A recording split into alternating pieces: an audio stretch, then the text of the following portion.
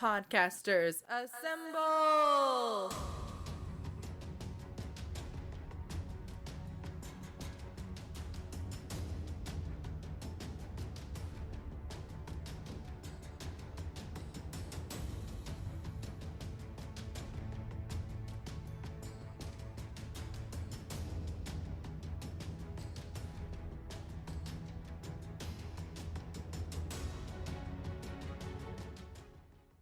This is Troytle Power from the Power Playthroughs podcast. Hey everyone, it's Rob here, your friendly neighborhood comic geek.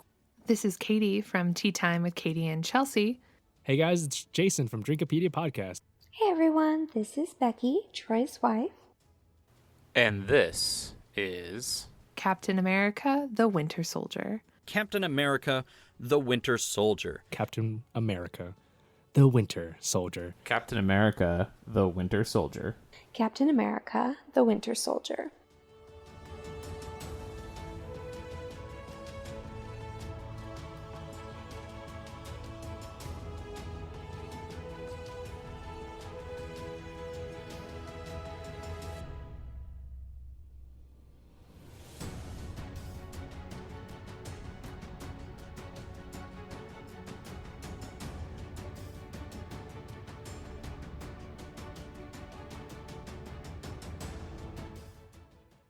This movie fantastically does a couple of things. It introduces Bucky Barnes, the Winter Soldier.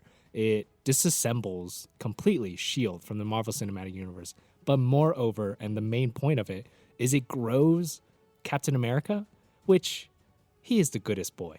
He is the best boy. How do you grow the best boy? You make him rock hard, you know? He's steely. He's got that Chris Evans and his jawline. 11 out of 10 with the smolder. We get this whole shady underbelly thing. We get a better look inside S.H.I.E.L.D. One of the things I think this movie has that is a lot stronger than the others is the general Marvel Cinematic Universe world building. I feel like of all the films, maybe the Captain America films do that better than any other. And I don't think it's because Captain America himself is a boring character, but I think it's once it's well-defined who this person is, he is the person that's going to always try to do the right thing as he sees it, no matter what, which actually makes him a little closed-minded, but makes him that sort of stalwart, I am the hero of this story type of character. Because he's got to do real stuff now. He's got to take charge. You know, he's been a soldier this entire time, taking orders, taking charge when he needs to, but it's never really called the big shots. He's never made the big calls. He's always made like in-field command calls. And to see Steve Rogers as a character transition into not just the leader position, because he's been there, but the leader position that makes the big shot calls, that has to make hard calls for the better of his morality, for the better of his team, for the better of America. So good. That's development for you. That's a good movie for you. That's a hero moment. I think they use that opportunity to, instead of really digging into him so much as a character, like things happen around Captain America and he reacts to them. This is different from Iron Man, where he is sort of thrown into the story often, right? He gets kidnapped or whatever, but then he is the one that takes it upon himself to build the Iron Man suit, to seek revenge, to seek redemption. Captain America, not so much, right? He's the soldier. He's the guy who he's always wanted to do that. He doesn't need to get thrown into a situation to want to come out and do the right thing. So that's really where those two characters differ. And because, again, of that, because he's easier to understand, we use those stories to flesh out more of the Marvel universe. I really love The Winter Soldier. This is one of the movies that always stands out to me when I think of the MCU as being something special and something different. To me, this movie will always be a spy thriller with a superhero coat of paint slapped over it, and I really love that. It feels different from the other movies in the MCU, while still very much being a part of the same universe. This movie's dope. This movie is fantastic. The action in this, guys, come on. It's Jason Bourne with a touch of like, what if Captain America punched a guy like Jason Bourne did? Well, he'd fly like 25 feet in the air, and it's dope, and they really nailed that.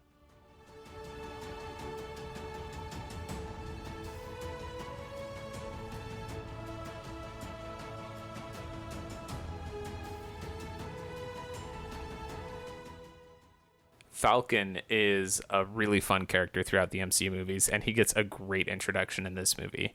Right at the beginning, he's out running, going on a morning jog through Washington, D.C. Captain America just keeps passing him, going, on your left, on your left. And Sam's like, don't you dare say it, don't you say it. Oh, it's real good. And then they get a nice little sweet interaction where, like, Sam gets Cap. He gets where he's coming from because, you know, they're both soldiers, and Sam's got out, and he knows Cap's still in, but there's definitely an immediate connection there. And it kind of makes me feel bad for Cap because this scene makes it clear to me that he hasn't really connected with anybody. And, you know, there's a lot of vets in the world, and Cap's just not out talking to him. But I'm glad it's Sam that he does talk to, because he becomes a really good friend for him, as well as a good soldier.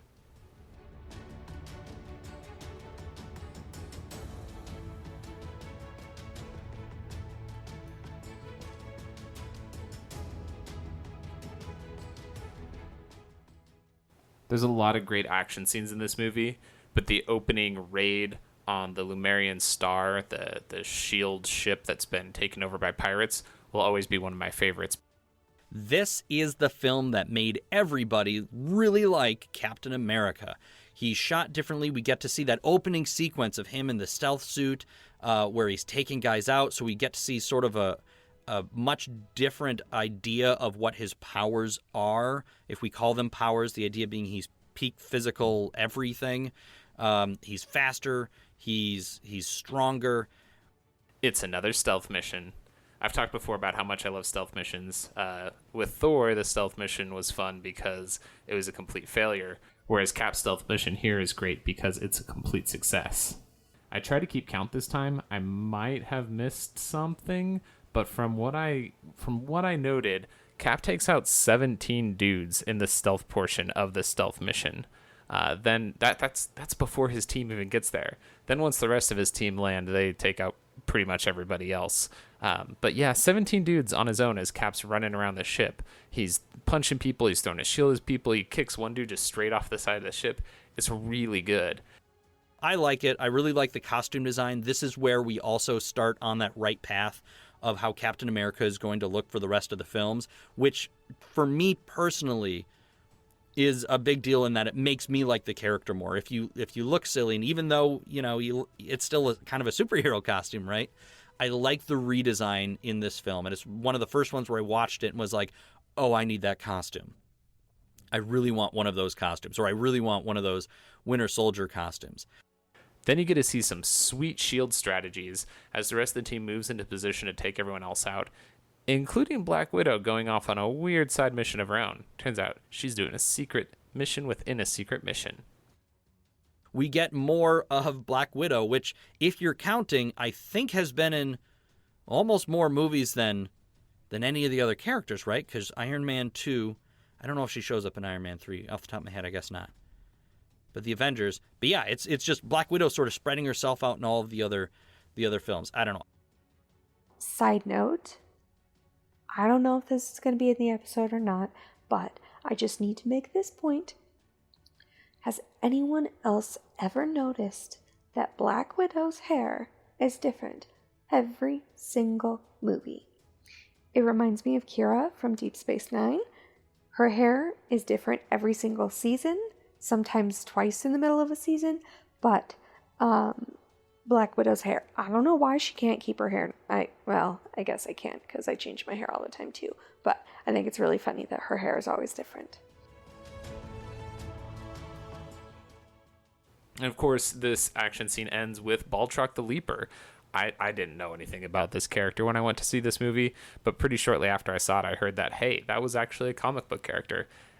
He's a villain. He kicks real good. And in this movie, boy, he sure does kick real good. And Cap is beating him up, and then the guy's like, I thought you were more than just a shield. Cap kind of smirks at him and puts his shield on his back.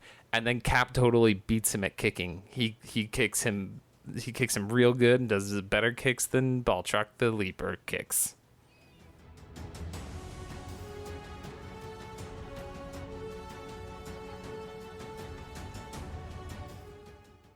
So since Steve came back, it's been on all of our minds is whether or not Peggy Carter is still alive.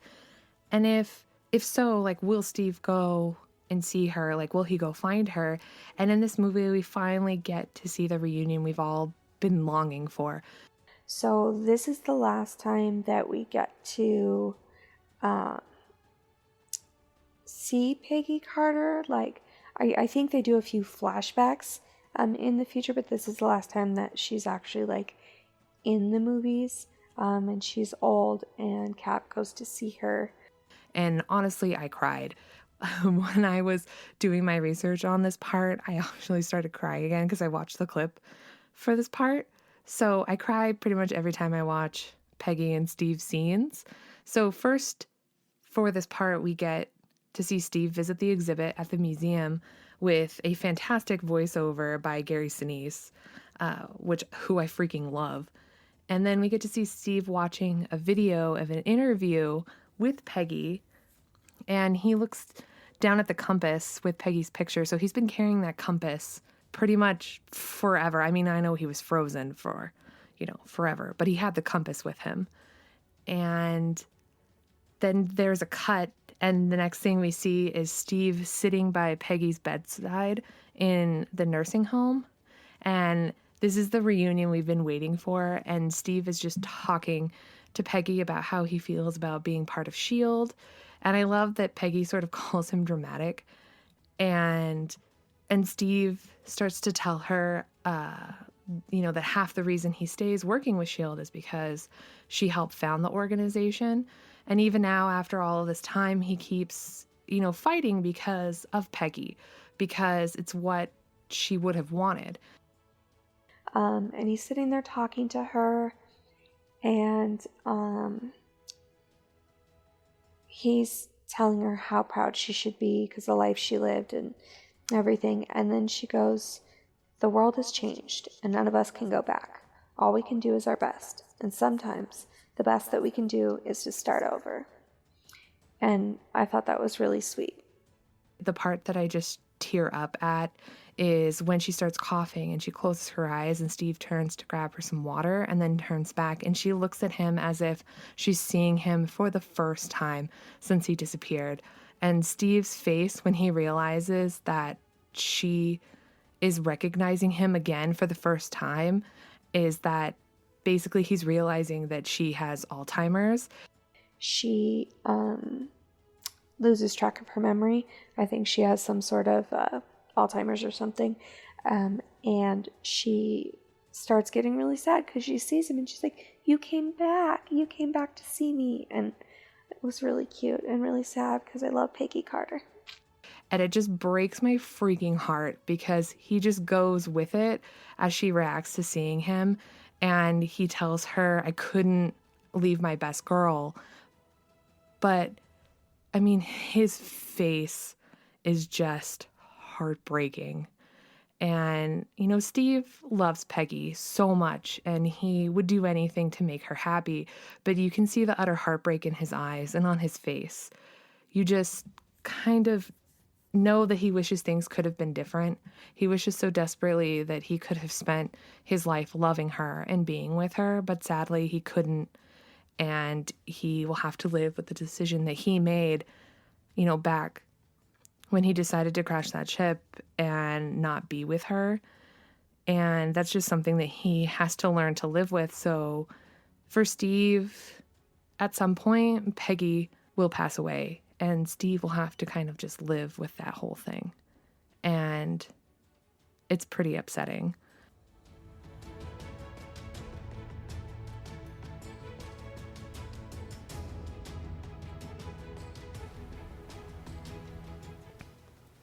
I really like when Cap goes to see Sam at the VA and Cap sees the other vets there dealing with their issues, and he realizes that he's not dealing with his own. He's following orders in lieu of understanding who he is and his place in the world. And I really like Sam's line here where he asks him, what makes you happy?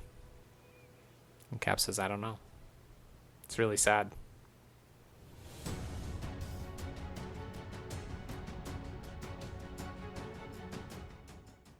So my favorite action scene, which I'm guessing I'm probably the only one who's going to pick this one, is the Fury car chase. In the beginning of the movie, Fury is driving and a cop car slams into him, and then another cop car, and then another cop car, and then another cop car, and people start shooting at him, and he's like trying to get the car to like get him out of there, and it needs to reload its system because it's a really freaking cool car. It's just like I was literally holding my breath that entire scene. I was so nervous. I've seen this movie before, but it was just so intense and so nerve-wracking to watch it happen. And maybe that's because that Fury is somebody who I've gotten to know more watching Agents of S.H.I.E.L.D. So it's kind of like I've got to see more of him than what's in the Marvel movies. So I don't know. But it was really, really intense. And then his car gets exploded by, we find out, the Winter Soldier, who is Bucky. And car turns upside down. Bucky goes to pull him out of the car, and he's cut a hole through the roof of the car into the ground and escaped. So go Fury.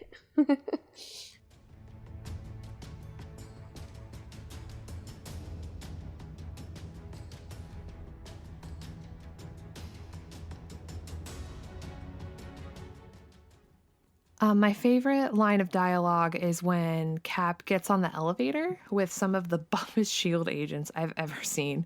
The further the elevator goes down, the more people squeeze into the elevator, and at some point it becomes super obvious to Cap that what's about to happen. I mean, there's that one that zooms in on that one guy who's just like sweating for no reason, and they keep like looking around, and it becomes very clear that something is about to happen. And I love the line that Cap says. He goes, "Before we do this, does anyone want to get off?" All I was thinking is, damn, Cap is such a badass. He's going to kick everyone's ass in this elevator, but he's such a nice dude that he's going to give them the chance to sort of back out. But none of them do, so they all attack him, and what happens is honestly one of the best fight scenes in a tight space I've ever seen. He just kicks everyone's ass, and when he uses his foot to flip the shield back up onto his arm, honestly, I kind of swooned, because Captain America, he's my favorite, and everything he does is super incredible, especially after this happens. He sort of uses his shield to jump out of the elevator.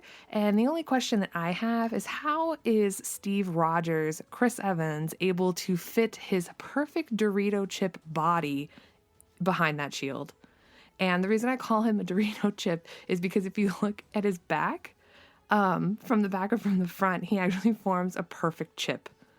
And something that people used to talk about on Tumblr back when this movie first came out. So he's basically a Dorito chip. And he's able to hide his whole body behind his shield, which is super impressive because he is very upper body muscular. And that shield is big, but it ain't that big. So impressive skills to Chris Evans for being able to hide his perfect Dorito chip behind his shield.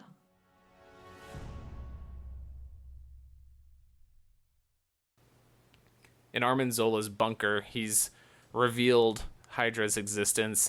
So he basically just keeps talking, telling them the entire plan and how deep into S.H.I.E.L.D. Hydra has gone. And they just keep standing there listening as if it's not weird that Zola is basically revealing everything. See, I've always really enjoyed these kinds of villain moments where the heroes have yet to realize that they're just being messed with.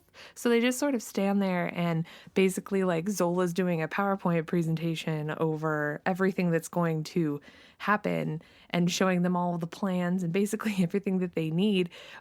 But unbeknownst to them, they've just like fired missiles to blow up the base that they're currently on. So it takes forever for Cap and Natasha to actually realize that, oh, I'm just being distracted because we're about to die. He's been stalling for time because of missiles on its way to take out Cap and Black Widow. And honestly, like at this point, I've also been super impressed that just how long Zola has been able to survive. That even though he's not actually a person, they've sort of taken his brain and his consciousness, not really consciousness, but like basically uploaded him up into this massive supercomputer that's located at the base where Steve trained in the very first movie. And he's just sort of this massive thinking computer that Hydra has continued to use this whole time. And we also get that like real realization of just how deep Hydra has infiltrated into SHIELD and into the government and all that stuff, which is like amazing and crazy to see just how deep Hydra has gotten and to who they've actually taken, like has become part of their organization.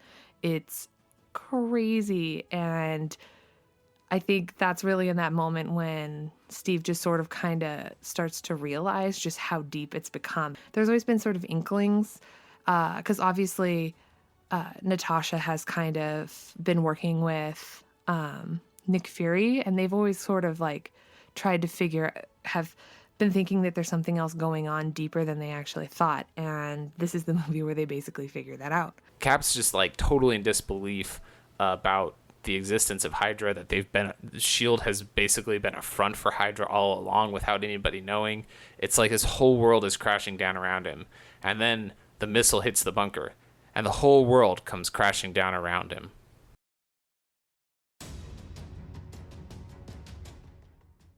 So there's two real villains in this film, which I think is a trend for Phase 2. We've got the titular character, Winter Soldier, Bucky Barnes, Cap's best friend. They good friends. They BFFs, and he's going full emo for this. You know, he's real BA, and I think a lot of the best action scenes feature him. You know, he's a formidable character. But I want to spotlight Robert motherfucking Redford. Robert Redford's character in this movie is such a gross villain. I hate him because he doesn't feel like a comic book villain. He isn't a mustache twirling villain. He is a like totally delusional, completely thinks he's doing the right thing for the world villain. He's bought into Hydra.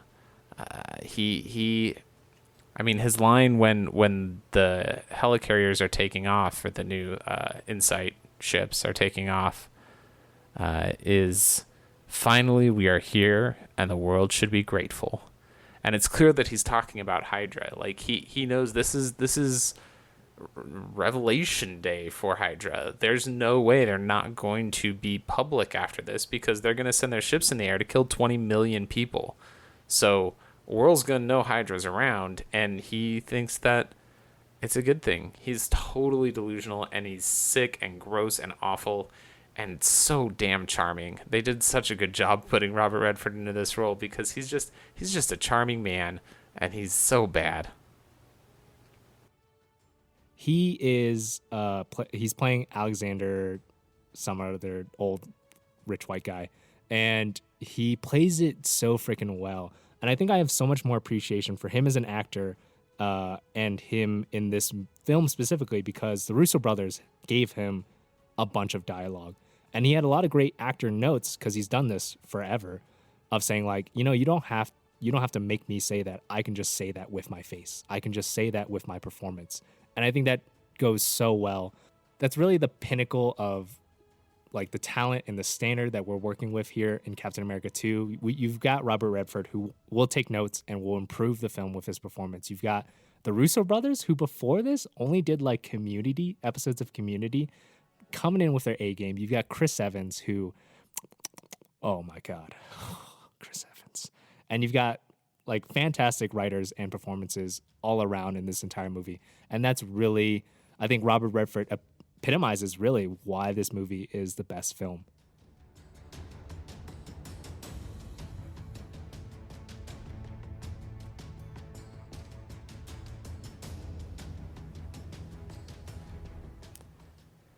After the weird computerized Armin Zola has revealed Hydra's, their whole existence and their plan to Captain America and Black Widow, the two of them, Captain America and Black Widow, end up going to Sam's place for refuge. and Sam kind of finds out what's going on and offers to join up on the team and tells him that he was a superhero before. We've never heard of the Falcon Project before, but it turns out that he flew around in a wingsuit with jetpacks on it and then machine guns and did pararescue like that, which is cool. But the Cap's like, I can't ask you to do this. You got out for a reason. And he goes, dude, Captain America needs my help. There's no better reason to get back in. I love it. I'm recording this the day the Avengers episode came out, and I remember saying in that episode that all anyone wants is for Captain America to tell you to suit up, and yeah, Sam gets it. So my favorite action scene is when Sam Wilson, Falcon, Steve, and Natasha are fighting with the S.H.I.E.L.D. agents and the Winter Soldier on the freeway and then down on the street. I especially love the fight sequencing between Steve and the Winter Soldier. Bucky Barnes does this amazing flippy knife move, and they're just Krav Magaing. I don't know what they're doing. They're just flinging limbs around, and it is amazing. I'm hyped right now, guys. Just thinking about it, 12-year-old Jason I'm shadow boxing. I'm out here. You don't want these hands. That scene has so many impressive movements and coordinated fight moves that it's super, super impressive. And this might be one of the few times where Cap was actually fighting somebody who was basically his equal. So he's fighting against the Winter Soldier, and I love the movements that he does with the knife where he drops it into his other hand, and so he's using both hands, which is super cool. And I love just everything that they're doing, and the way Natasha tricks the Winter Soldier into thinking she's in one place when she's actually in another, and it shows just how badass Black Widow is. She is an incredible assassin and an amazing Avenger, and I don't think she gets enough credit at all at just how cool she is. I mean, we see a lot of her amazing fighting skills in Iron Man 2 and then in Avengers, and in this movie we definitely see it a lot because there's a lot of time where Steve spends a lot of time with Natasha, and it's sort of the two of them kind of against the world, and we really see them along with Sam fighting against all those S.H.I.E.L.D. agents before they get taken into custody and escape because they're amazing.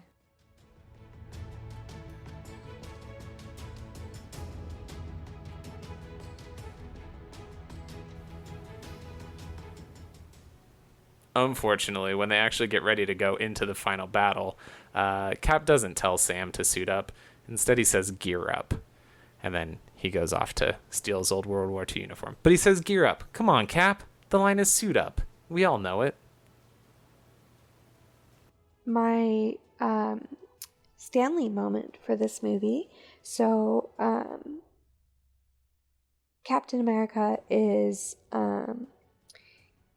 getting ready to go fight some bad guys, and he says, if you're gonna fight a war, you gotta wear a uniform.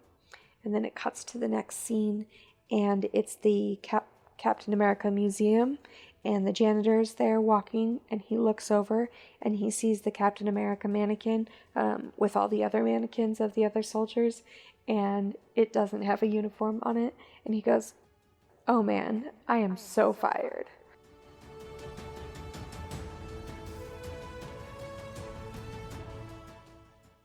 Natasha decides that the only way to really stop Hydra is to just upload everything. All of S.H.I.E.L.D.'s files, all of Hydra's files, everything. And I wanted to call this out in honor of Arjuna. He can't be on this episode. He's going to be back. He's just going to be off for a couple here. But I know Arjuna was really invested in the idea of finding out about Natasha's backstory. And we get another great line about it here. Because Robert Redford's character says, if you do this, none of your past will remain hidden. Are you sure you're ready for the world to see who you really are? It's another great line where clearly people in this world know about her backstory, but we don't get it. And God, it kills me every time. I want that movie. Someday we'll get that movie.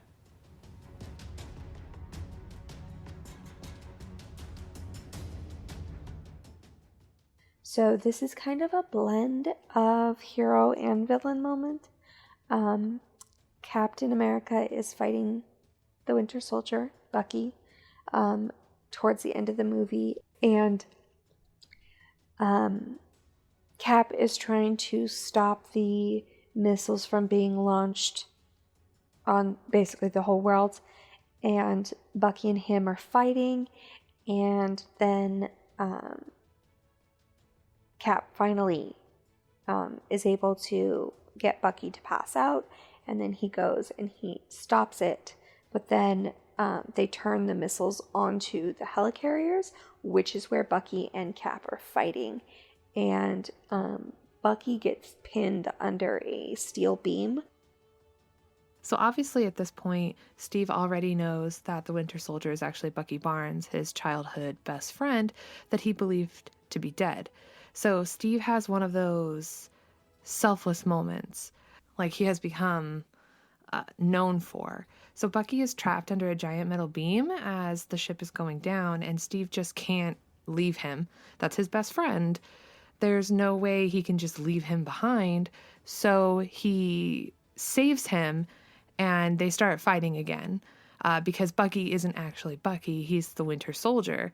But Steve is convinced that if he keeps trying to tell him who he is, he will remember who he really is.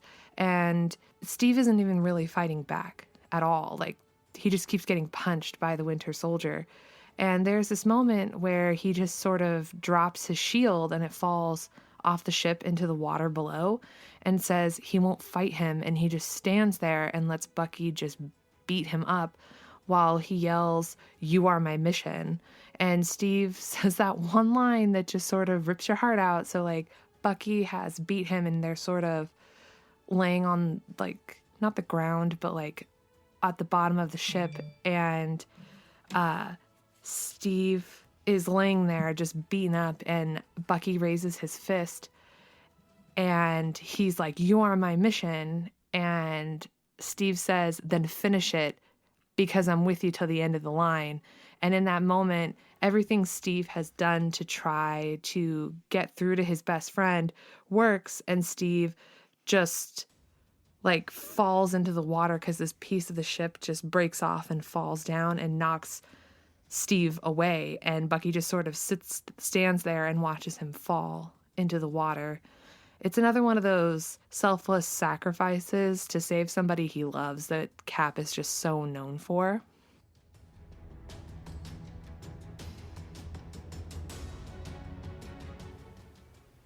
In the end, they take down the Insight ships. They save the day. They kill a lot of people, but they were all secretly Hydra. Hopefully they only killed Hydra people. Ooh. And Cap and Bucky fought, and Bucky hesitated just long enough for Cap to fall into the river. And then we see Bucky dragging him back out again. And Bucky is dragging Cap from the water onto the shore, and then just walks away and leaves him there. Even though Bucky was brainwashed, he still helped Cap. He doesn't know who he is still, but something is starting to click for Bucky. And then in the end credit scene, we see him visiting the Smithsonian and looking up at a picture of himself. Let's see, my favorite dangling thread for this movie is probably Bucky Barnes. So after he saves Steve from the water after he falls out of the ship, he just sort of leaves him on the shore and walks off. And we have no idea what is going to happen with him in that moment. So the audience kind of questions whether or not we're going to see him again. Like, obviously we do later on down the line, obviously, and what role he's going to play. So he's in the end credit scene where we see him in the museum. So he's obviously is trying to figure out who he is. And like, because at that point he had already figured out that maybe he's not what they've been telling him. So when I first saw this movie, I got very excited to see where things would go. I mean, obviously, like, Bucky Barnes is sort of a weak spot for Steve. So Steve makes not the best decisions later on down the line because of Bucky, and that kind of sucks. So, I mean, we'll see what happens.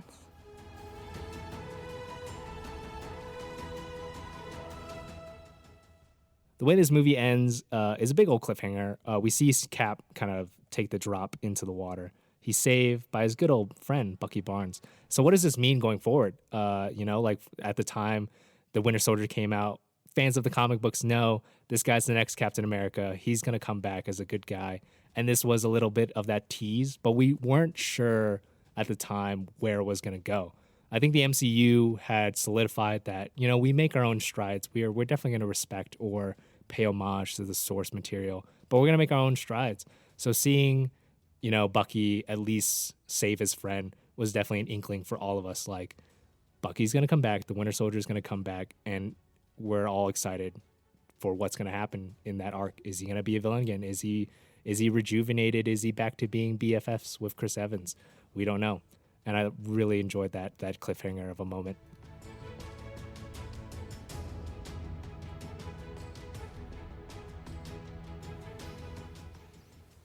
In the end, Robert Redford's character does get killed, of course.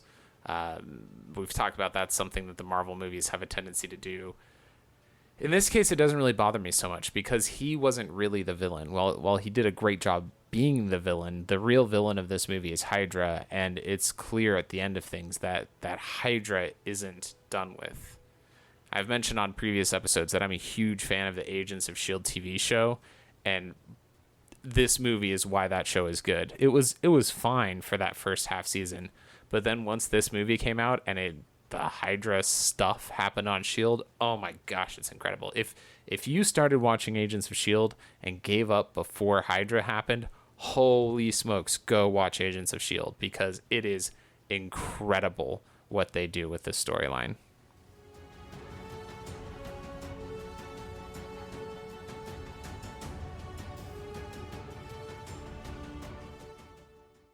I'm just gonna schmooze all over this film, guys. Oh, this is an homage to 70s political thrillers. This is a good old film. You've got good boy. He's got new friends. He's making friends. He's making, he's going to class. He's on his own, making big boy moves, big pants on. This movie's just so good. Just as a film, I think for some people, The Winter Soldier's up there. For me, it's definitely the top film ever in the MCU, but just that's my evaluation of it as a film on its own. As a film on its own, I think The Winter Soldier holds up incredibly well. It's as a film by itself, just removing it from all this comic book silliness. I think it's a solid film, and I think that's what makes it the best. Is it's a solid film by itself, but it does pay homage to the comics really, really well.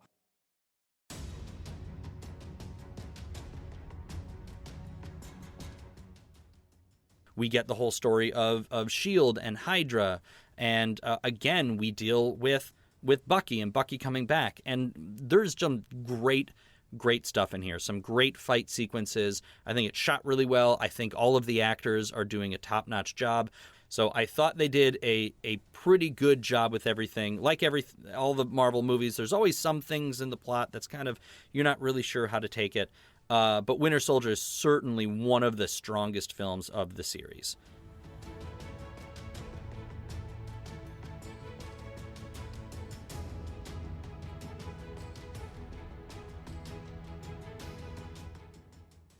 Podcasters Assemble Probably is a production of the We Can Make This Work Probably Podcast Network. This episode edited and produced by me, Troytle Power.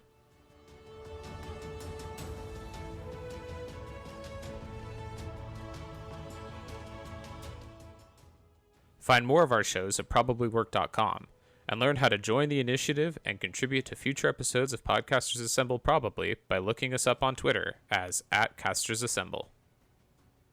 Submissions are always open.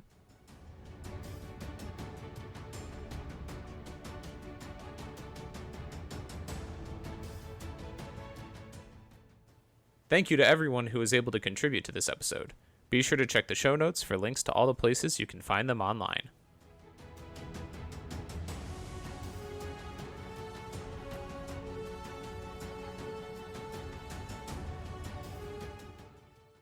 Special thanks to executive producer Tyler Thornton for keeping this show on track.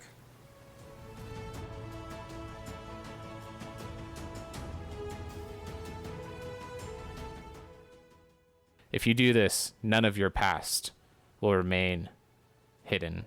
Wow, I said that line real bad. Let's try that again. If you do this, none of your past will remain hidden. Are you sure? I can't read my own handwriting.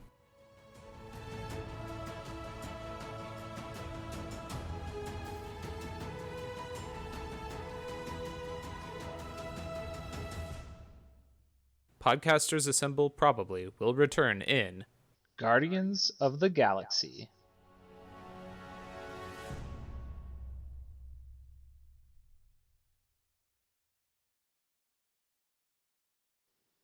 Oh, I forgot to talk about Sitwell. I said in Thor we met Sitwell, and I said we'd talk about Sitwell later on, and it was in this movie, and I completely forgot to talk about. Basically, Sitwell is an agent. He works with Shield. He works with Coulson. We met him in Thor. He was in a one-shot. He's in the Agents of Shield a bunch, and you think he's a good guy. Turns out, oh no, he's a bad guy. He's Hydra. But don't worry, he gets what's due because Sam Wilson picks him up. They torture him, and then well, they don't. I mean, I guess they torture him a little. That's not great. Oh, our heroes torture him a little bit, and then they're going to use him to get in and stop the Insight ships. But then when Bucky attacks them on the freeway, he pulls Sitwell out of the car and throws him into oncoming traffic. So evil was vanquished by other evil after being pushed off a building by our heroes as a form of torture, while our heroes suggested setting up Steve Rogers on a date with a girl from legal, maybe accounting. I don't remember. Captain America, the Winter Soldier. Yeah, baby.